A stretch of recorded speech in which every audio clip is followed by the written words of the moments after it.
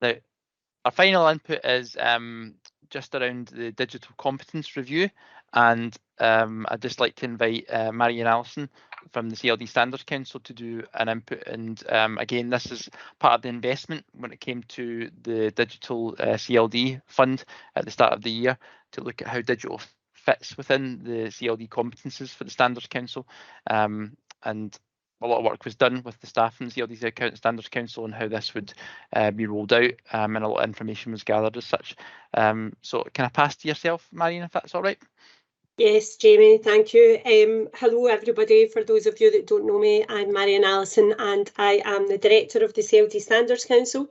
So I'm going to try and run through this as quickly as possible, just given the time of day, and I know you're all going to be digitaled out. So essentially there's 10 slides, and I will just pull out some of the key points. Jamie, do you want me to share the screen, or do you have you already loaded? I can load it up for you. That's fine. That's fine. So I'll just quickly run through the background just now while Jamie's doing that. Again, really in 2021, the Standards Council was tasked by the Scottish Government to consider national guidance that looks at the principles for digital delivery. How do we support an improved infrastructure for digital approaches? And what about the digital competencies? Map to the actual CLD competencies. What does that actually look like? The methodology, we basically appointed an education officer for a couple of months to kind of collate this work. A steering group was established, desk-based research of various policies and research that was there. Number of focus groups from practitioners, employers, stakeholders, students, further education, higher education, and an online survey. So I'm not going to kind of take you through all the various methodologies, so we can move on. Please, Jamie. Next 2 slides, you can go. Oh, I rattled through that one as well. Can go next. Okay, so here I just thought it was important for you to look at some of the voices, and in many ways this presentation kind of summarises some of the points that have already been made this afternoon. So for instance, if you look at point 3 there, burner phones being used, so the council number doesn't come up on communities' phones or they won't answer it. Some people using their own phones, and if not, contact with learners can be lost. So that's in a way reflecting some of Stephen McClellan's comments on where there's barriers, where people are looking round it. And I mean, who would ever have thought of CLD practitioners using burner phones to be able to contact learners? But there you go, sometimes putting yourself at risk, but finding a way to get in touch with the learners in the communities that need it. But then there was also that kind of point about how we should further legitimise digital CLD, provide practitioners with guidance. It was very much needed during the pandemic, not just through the pandemic, as I guess we go forward. And I suppose really people were keen to stress it was always about retaining the importance of relational work with the aid of technology. So back reflecting to what Claire was saying earlier, not to replace relationships, people, but very much as being a tool in terms of how we actually do our work. Can we move on, please, Jamie? Okay, so here are some of the kind of findings, the themes and the asks of what we found. So overall, there was a big issue in terms of access to devices, platforms and apps. It was not, as you can imagine, uniform or comprehensive across the country, and the same goes for access to professional learning. People were asking for a digital hub of resources. What does that look like? And also asking for CLD qualifications. And also, Emma talked about this too, about safeguarding cybersecurity, the legal aspects of GDPR, data management, knowledge management, all of that. In addition, a lot of the stakeholders were asking for things about leadership around about digital, and also about employment, where we're asking for people to have digitally agile skills within job adverts, within how you're engaging with communities. So they were quite key. Next slide, please, Jamie. And this was just one of the areas that I thought I would highlight. So when we had a look at digital in terms of the CLD competencies, you will not be surprised to learn that digital as a word only featured once in the actual digital competency booklet that the CLD Standards Council have got. So obviously that's going to be something that we're picking up on. But if you look at the competency wheel, these are the areas where people said they most use digital across those relevant competencies. So if you can see, communicating with colleagues hit nearly every competency, with the exception of, say, providing learning in different contexts. Communicating with learners, that hit across all competencies. Remote working was where we evaluated, developed support, organise and manage resources, mainly in terms of those competencies. Service delivery pretty much across all, and again, social media. So there was a real bit that would reflect what Claire was saying earlier, round about comms, engagement and connectivity. So you'll see that those kind of three bits were really quite embedded across the CLD competencies in terms of practice. Jamie, next slide, please.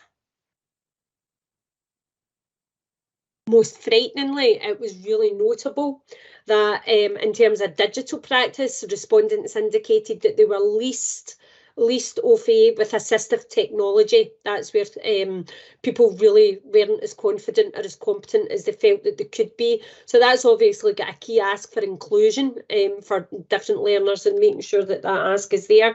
In terms of looking for where they really wanted professional learning, was round about cybersecurity, email marketing and assistive technology. And again, you'll see where these things had been used in the competencies and how many people were currently using them in practice. So fairly low statistics there in terms of cybersecurity, email and assistive technology. So a bit of an ask there. Next slide, please, Jamie. So interestingly, when people were really getting into the competencies, overall people were happy with the flow of the competencies. They didn't feel that we needed to add another disc to the actual circle, because back to that real point that digital has been, it's a pedagogy, it's a tool, it's a way of engaging, and it should be just embedded in practice. But we need to kind of perhaps highlight some of it, but not necessarily to bring out another competency as such, because it's a bit about your skill and knowledge there. People were clear about where they do use digital in practice, and there was a whole range of tools already identified. People understood where digital fitted into where the current competency framework, but as I said, expressed a desire to make it more explicit. And we're looking to kind of get a better, more uniform understanding of a definition of digital CLD practice. And employers expressed that digital methods for communicating and connecting with colleagues were well used, and practitioners were confident in the use of communicating using digital. So that could be, I suppose, when we're talking about digital, everything from mobile phones, laptops, mainframe, Facebook, all the different social media platforms too. Next slide, please, Jamie. Respondents were really keen, and again, I suppose this can't be emphasised enough, that to ensure that digital delivery enhances face-to-face work and it does not replace it. You know, so again, if you pick up some of the points that Claire was making about UNCRC, the right to play, the right, you know, to actually assemble a lot of the kind of community development work that we do in terms of participatory budgeting, so on and so forth, actually really about we still need that face-to-face engagement, and recognition that it's made services much more accessible, particularly in rural areas, and that there was a note that some employers invested in devices at the start of the pandemic, but there's a kind of fear that that's going to drop off. So whilst there was a big push across big employers, you know, and a lot of funding available, it's then about the maintenance and the upgrade of those pieces of hardware and what that looks like for the future. Folk were really keen to hear that examples of good practice. I'm really conscious that, I mean, the lots of different webinars that happened across the country, people really found that really useful, that kind of 6-minute sharing. Interestingly, we did a piece of work with College Development Network. We found that most college lecturers are looking for 6-minute inputs in terms of professional learning. So if you think of the TikTok videos, how will we do the CLD ethics in 6 minutes? There you go, the challenge is real. And really using digital resources for information and guidance, and to support practitioner confidence. Next slide, please, Jamie. So the recommendations that we've got is that all of the changes that we've got, we need to kind of update all the materials, not just in terms of the CLD Standards Council's website, but everybody who uses that competency wheel, how we can get that word digital into the right bits. How do we get that definition of competent and critically reflective CLD practice in there? You'll note we've put the code of ethics there because that was really some of the challenges that people find round about digital, about safeguarding, about being given online access into people's homes while you're sometimes doing delivery. The need, you know, and lots of these things I think we've already started to unpick. Include specific references to assistive technology, and people looking for a glossary of terms that includes digital and definitions. So I think that's really just the kind of, is there another slide there, Jamie? Let me see.